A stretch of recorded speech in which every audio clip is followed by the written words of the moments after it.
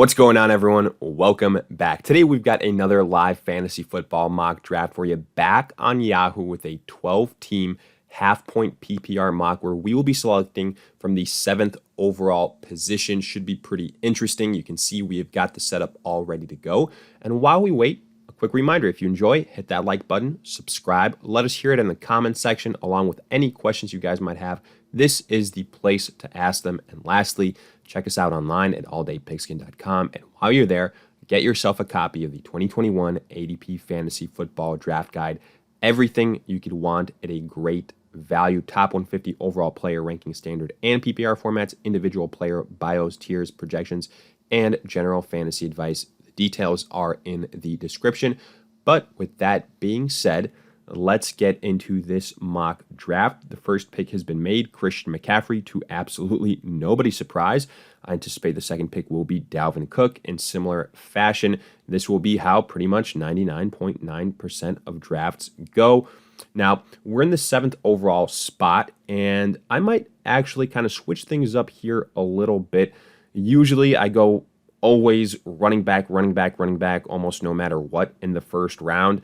And, I'll be honest with you guys, that's probably what I'm going to do come my actual drafts in late August and in early September. But I know a lot of you guys out there will also be taking potentially the first wide receiver off the board in the first round, right around this spot. So let's get a little bit saucy here and go with one of those wide receivers potentially, unless Derrick Henry falls to us at 7th overall, then I think we have to go Derrick Henry, because I would not anticipate that would have been possible when we first started this mock draft. And I think it just becomes too great of a value. But no, he is the selection. So we're going to go with what I originally said, and we're going to go with a wide receiver here. Half-point PPR scoring. I've got Tyreek Hill and Deontay Adams pretty much right there at the top. I'm going to give the slight edge to Tyreek Hill. I think he's got a little bit of a higher big play upside.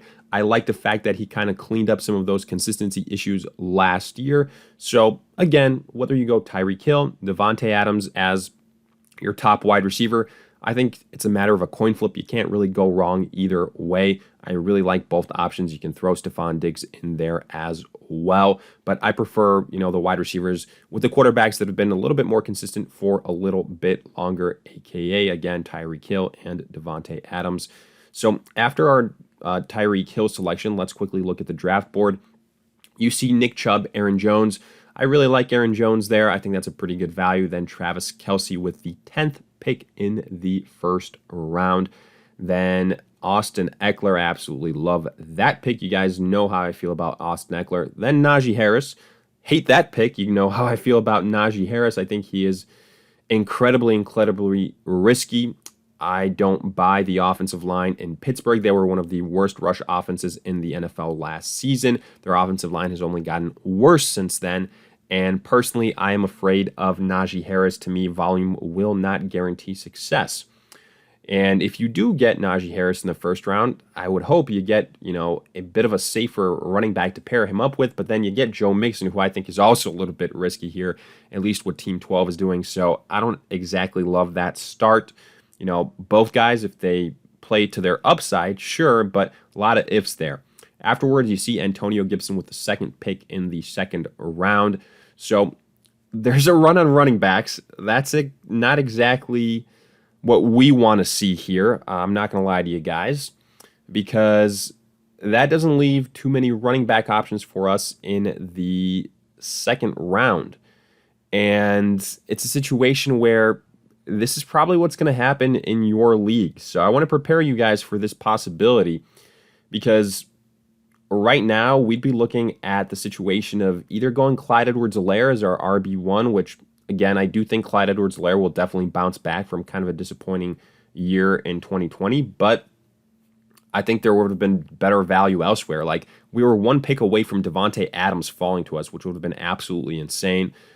And here, I could argue Calvin Ridley is probably the better pick than Clyde Edwards-Helaire.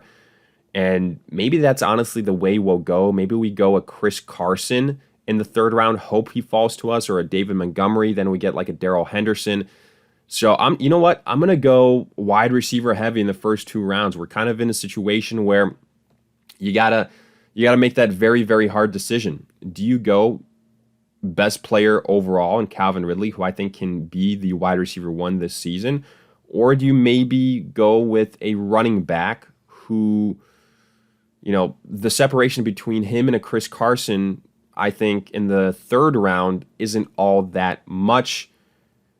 So I decided to go with the best player available in Calvin Ridley. It might bite us, definitely. I'm not denying that that's a possibility here in the third round and going forward, because our running back position is going to be rather, questionable. I'll say it that way. I was potentially hoping Jonathan Taylor might fall to us here in the second round with some of the concerns he's had. At that point in time, I would have been all right taking him, especially with all the reports now coming out. Nobody knows when Carson Wentz or Quentin Nelson might come back. It might actually be sooner rather than later. So it's still all a huge question mark, a lot of speculation. But at that point in time, I think it would have been a good value. We could have paired up Clyde Edwards-Helaire with Tyreek Hill, two Kansas City Chiefs immediately. I mean, it's one of those offenses that usually doesn't bust, so wouldn't have been too worried about it. But again, I decided to go with the wide receiver that I have a little bit more faith in Calvin Ridley. I really like the opportunities he will have without Julio Jones, and there's been a run on wide receivers right now. We'll see what that does at the running back position, but, potentially I'm hoping, again, David Montgomery or Chris Carson fall to us. I'm almost positive that Darrell Henderson will be there for us. If we can get Darrell Henderson and DeAndre Swift, it could be a lot worse, so I'll just say that. Now, I'm not a fan of the fact that we're hearing all these reports about DeAndre Swift saying that, he's been dealing with a groin and that, he's missed a decent amount of time. That's definitely not what I want to hear.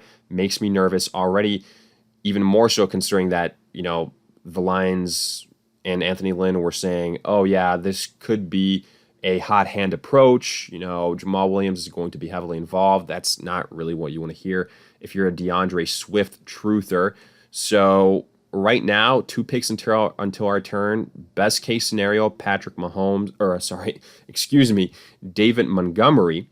Let's quickly look at some of these picks after our Calvin Ridley selection. Clyde Edwards-Helaire immediately afterwards. Then that run on wide receivers, Hopkins, Jefferson, Metcalf, A.J. Brown, followed by Terry McLaurin. I do think that's a bit of a reach on McLaurin, especially when Allen Robinson and Keenan Allen were still available.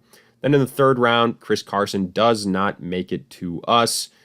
He's the first pick in the third round, followed by Darren Waller, then J.K. Dobbins, so another running back, followed by Allen Robinson and Keenan Allen. I continue to say this in any type of PPR formats. If you're getting Keenan Allen in the third round, that is a steal. Right now here, I just have to survive one pick and then hopefully get David Montgomery. I'd feel all right with that, more so if I had to, go with a Darrell Henderson at this point in time, who I think probably belongs in the fourth round. So I'll go David Montgomery here. We're going to go with him. Again, I don't love having David Montgomery as my RB1. Definitely not. But we're in a situation here where we got to go running back. That's the tough situation here when you go wide receiver. But to be fair, I don't think taking David Montgomery here is necessarily a reach. However, tough spot here with Darrell Henderson. He's drafted immediately after us, so he's not going to make it back to the fourth round. I think, with Darrell Henderson, I've said it before, I think this is probably like the peak of his value, a third round selection, middle third round selection. And, the valley, the floor, if you will, is probably a late fourth round selection, something like that. So I thought there was, maybe like a 30 to 40% chance that we could get him at that point in the fourth round. But no, that is not the case. So you see here potentially one of those pitfalls of going wide receiver heavy, 2 wide receivers right away in the first 2 rounds. That's why I pretty much always say you got to take 1 running back at least in the first 2 rounds. But, this is more so an exercise rather than anything else. Again, if this was the real deal in the first round, I'm taking Austin Eckler. In the second round, I'm then going to take a wide receiver. But in the first round, I'm taking Austin Eckler. You better bet your life on it. Or another running back like an Aaron Jones, something like that. So I do want to make that clear. I'm not advocating that this is how you should start your drafts, but I want to put myself, from time to time in these difficult situations, see if we can dig ourselves out of a hole. And right now, not going to lie to you guys, we're going to have a hard time doing it because running back wise, Darrell Henderson's off the board, DeAndre Swift is off the board, Miles Sanders is off the board. So we're looking at our second running back being somebody like a Myles Gaskin, probably, kind of just evaluating that situation. Robert Woods was just drafted. Let's look at these running backs to see if it's, worth reaching for one of them at this point in time. Myles Gaskin, Travis Etienne. At this point in time, I'd probably just kind of wait for Mike Davis, something like that, and look at other values. Like, you've still got a flex position that you got to fill. I really like Cooper Kupp. Also, TJ Hawkinson, if I'm going to double down, probably going to go TJ Hawkinson here. So let's go TJ Hawkinson. I'm a big fan of his. Yes, I took TJ Hawkinson ahead of George Kittle. That's something I believe in personally. But, there goes George Kittle. I think Hawkinson is going to get so many targets. It's ridiculous. People are sleeping on him to a huge extent. There goes Cooper Kupp. And again, what I'm hoping happens is that we can get Myles Gaskin here in the 5th round. If not Myles Gaskin, then Mike Davis. We'll see. We'll see if we have that luck on our side, the way this thing has kind of panned out so far. Robert Woods went right before us if he was there. Again, I was between Robert Woods, Cooper Kupp, and TJ Hawkinson.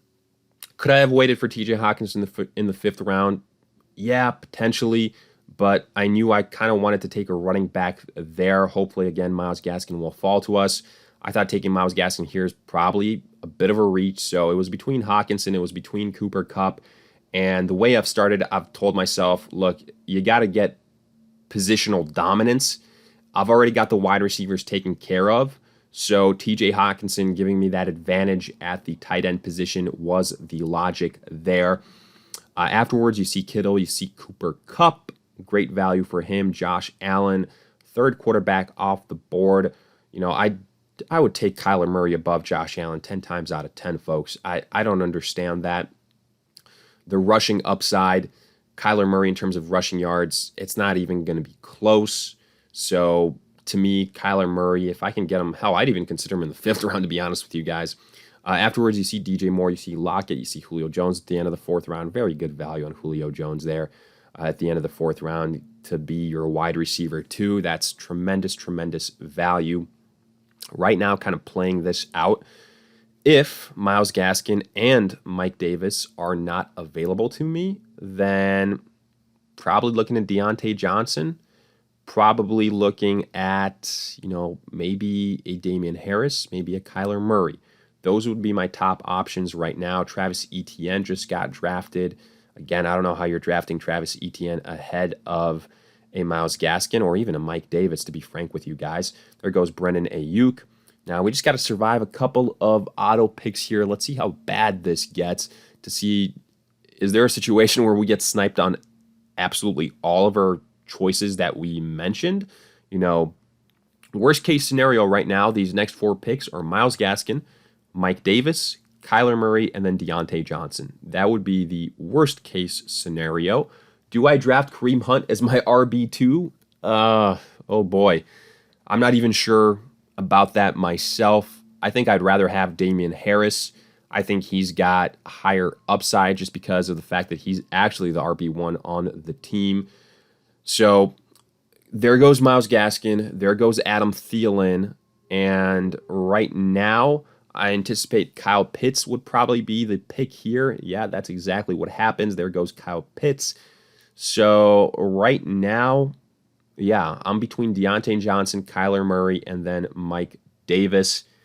Question is, do we want to put off running back for one more round? Do we want to risk it? So there goes Chase Claypool. So we've got a lot of choices. We got Mike Davis, we've got Kyler Murray, and we've got Deontay Johnson, Damian Harris. It's a bit of a tough situation here. Probably best to go with Mike Davis here in the 5th round. And then wide receiver, there's still pretty good options for a flex play. And then maybe if Damian Harris makes it to us, then we can double up. So we'll go Mike Davis here. Yes, I've got Ridley and Mike Davis, but to me, Mike Davis at this point in time, I think is a pretty good value pick. There goes Deontay Johnson, the aforementioned Deontay Johnson. He was high up on the list. Again, I was between Kyler Murray, Mike Davis, and Deontay Johnson. Hoping kind of Damian Harris falls to us. There goes Kareem Hunt. Let's pull up the draft board. So after our Mike Davis selection, again, recapping Deontay and Kareem Hunt. Right now, I'm looking at the chances that a Kyler Murray falls to us. Now, probably pretty slim. I think right now, there goes James Robinson. Interesting to see that Damian Harris still hasn't been drafted, but I think no shot in hell he falls to us in the 6th round. That would be very, very, lucky, I would call it. Right now, I anticipate, guys like some of these tight ends that have dropped, specifically Mark Andrews. I anticipate T. Higgins, Jamar Chase. As soon as I say T. Higgins, there goes T. Higgins. So we're kind of have our hand on the pulse here in terms of what's taking place. I could see Kyler Murray being one of these next 2 selections. This last team does not have a quarterback, and, Kyler Murray is by far and away the best available option at this point in time. And again, we are 2 for 2. There goes Kyler Murray. So we will not be selecting Kyler Murray in the 6th round. We'll see if that bites us or not. I think in the 5th round, if I had gone a different approach in terms of, having gone a running back in the 1st or in the 2nd round, I probably would have taken Kyler Murray at that point in time. I just think very, very good value. There goes Jamar Chase as well. So right now, I'm pretty much crossing my fingers that Damian Harris falls to us. I think we probably end up getting sniped, but we'll see what happens there.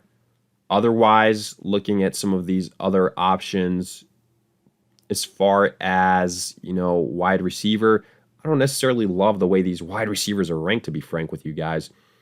I'm just looking at it. Robbie Anderson, Odell, Kenny, Galladay, Juju Smith-Schuster. No, thank you, no, thank you, no, thank you. Brendan Cooks. But it's our turn to draft. It's a moot point because Damian Harris is still on the board, and I'm scooping him up without hesitation. So I guess all things considered, we kind of got some depth at the running back position, even after ignoring it in the first 2 rounds. But it could have been a lot better, folks. We were sweating a lot here, and we got lucky, to be honest with you guys. I don't think we have a single running back that you could argue is a top 12 guy. That's the problem. David Montgomery, I know he finished as like a top 5 running back last season, but he had literally everything fall in place for him. So that is, I might almost say, in his entire career moving forward, the best case scenario for David Montgomery in terms of fantasy football finishes. Because, okay, even if Tariq Cohen isn't ready week 1, like he's going to be ready sooner rather than later. Damian Williams is there, who I've been saying he's the guy you got to watch out for. The offensive line still shaky. There's going to be some changes potentially at quarterback. We'll see how that affects things. But Matt Nagy also resuming play calling duties. And then the biggest factor here is the run defense schedule that the Bears are going to be facing. Much, much, much tougher. Not even close.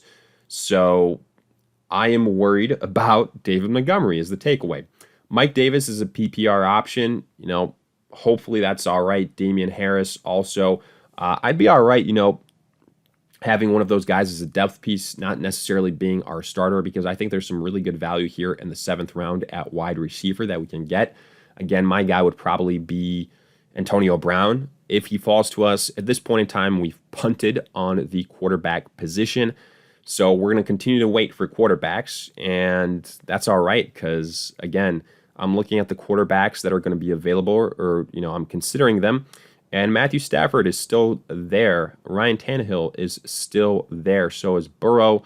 So we got options here, folks. And it's going to be fine at quarterback. What I'm going to do here, wide receiver, I'm just going to queue up Antonio Brown. Hopefully we can add him to the squad. And we will be a little bit deeper at that position where we already have 2 alphas on that team, 2 studs that can arguably finish as the wide receiver 1 in fantasy football. So we're going to add Antonio Brown here right away. And I'm going to be pretty happy about that. So there we go. We add Antonio Brown, kind of start to fill out that bench. And now, again, let's go back to the draft results, to the draft board. Afterwards, you see Dallas Goedert, Robbie Anderson. Some of the picks beforehand, you see David Johnson, Javonte Williams, Chase Edmonds. I still don't understand why Javonte Williams is being drafted ahead of Melvin Gordon. By all accounts, Melvin Gordon will start the season as the starter for the Broncos. And honestly, I think even if it ends up being like a 60-40, 50-50 split, Javonte Williams, as long as Melvin Gordon is healthy, won't be all that much more dominant than a Melvin Gordon. So that's just my opinion on the matter. We got Antonio Brown in the 7th round. I'm pretty happy about that. Some of these picks afterwards, Dallas Goedert, Robbie Anderson, Kenny Golladay. So right now, here in the next few rounds, I'm going to get depth. I think that's what you have to do. And we're probably going to get it at the running back position. I'm going to get either Melvin Gordon or Ronald Jones. That's kind of what I'm hoping for. We'll see if one of these guys is selected. There goes Michael Carter. He was somebody that I was considering, but I believe Tevin Coleman is the guy that's penciled in as the starter for the New York Jets, at least at this point in time. We'll see how long that lasts. There goes Tyler Boyd, first pick in the 8th round, and we've only got a couple more picks until we can make a selection here. I'm hoping, again, it's probably going to be either Ronald Jones or Melvin Gordon. If I'm looking at wide receivers, I like Brendan Cooks, but I feel good about how our wide receivers have panned out. If I'm going to get depth at a position right now, I'd rather it be running back and then go from there at wide receiver, just because wide receiver is so deep every single year, and value is going to be there, like amongst every round. Like I could right now pick a couple of rookies that I think have a legit chance of being wide receiver 2s, at this point in time where I would call them a good value, but also those guys are going to be available like 5 rounds from now. So I'm not sweating the wide receiver position at all. I'm looking at right now, again, the guys that I mentioned, Ronald Jones, Melvin Gordon. I'll probably go Ronald Jones ahead of Melvin Gordon. I think he's on a better offense and a more high-octane offense that will play up to more scoring opportunities for him. And, they both arguably have pretty solid competition behind them. So Ronald Jones is probably going to be the guy I go with here. And we'll get him as, again, a depth piece, as a backup. But I was going to say but he was literally drafted right before us. So, we had a backup option in Melvin Gordon. So no need to panic. We're going to go that way with it. And either way, getting one of the 2 guys that we were kind of focusing in on. So can't be too mad about that. Right now from here, where do we go? We got to get a quarterback. We got to get, just some more value, get value. That's the name of the game at this point in time. As far as quarterback is concerned, my top choice right now would be Matthew Stafford, but I anticipate that he will be selected here with a potential auto pick. But no, instead it's Jalen Hurts. Let's quickly look at these next best remaining quarterbacks, and I believe Matthew Stafford or Ryan Tannehill, there you go. You see it there next on that list. Right now, again, we've gotten to the point where you're going to see defenses, stuff like that being auto-drafted, so we're not going to take this too much further. But with that being said, kind of breaking this thing down, we went Tyreek Hill and Calvin Ridley. That's a bold way to start off a draft because the next couple of rounds, you're going to have to, almost no matter what, hit the running back position hard. And we kind of did it, 3 of our next 4 picks were running back: Montgomery, Mike Davis, Damian Harris. I did sneak in TJ Hawkinson in there trying to get that positional advantage. I do like getting Antonio Brown and Melvin Gordon as depth pieces. I do want to mention that. But grade-wise, I can't give this too high of a grade, folks. The most important position, the running back position, is, you could argue, the one where we don't really have that alpha, that guy that could finish as an RB1. David Montgomery has the best chance, but, he's got a lot more things working against him this year than he did last season. So hopefully this is a little bit educational, useful for all of you guys that are considering going heavy wide receiver in the first 2 rounds. I'm not saying it doesn't work. You're probably going to have to do some waiver wire magic, some trade magic in season, but it makes things harder. And I just think there's no reason to make things harder for yourself. Put yourself behind the 8 ball so early on in drafts. Could potentially be in a situation where you have to pass up on best available player to address a position of need, which I hate. I absolutely hate doing that. I preach that you should not do that. But for the sake of the exercise, we put ourselves in this difficult position going wide receiver heavy in the first 2 rounds. Afterwards, again, I think all things considered, we did all right at every single pick. Didn't reach too much, addressed positions, got value. So I can't complain too much here. We're going to go Matthew Stafford, so getting our quarterback. He's a late round quarterback that I just like to automatically add. And with that being said, we're going to wrap this thing up. As far as a grade, I think this is in the C range. But hey, let me know what you guys think, along with any other questions you guys might have. I'll do my best to answer them all. And again, if you enjoyed, hit that like button, subscribe. And lastly, check us out online at alldaypigskin.com. While you're there, get yourself a copy of the 2021 ADP Fantasy Football Draft Guide. The details in the description. But in the meantime, we'll see you guys in future videos.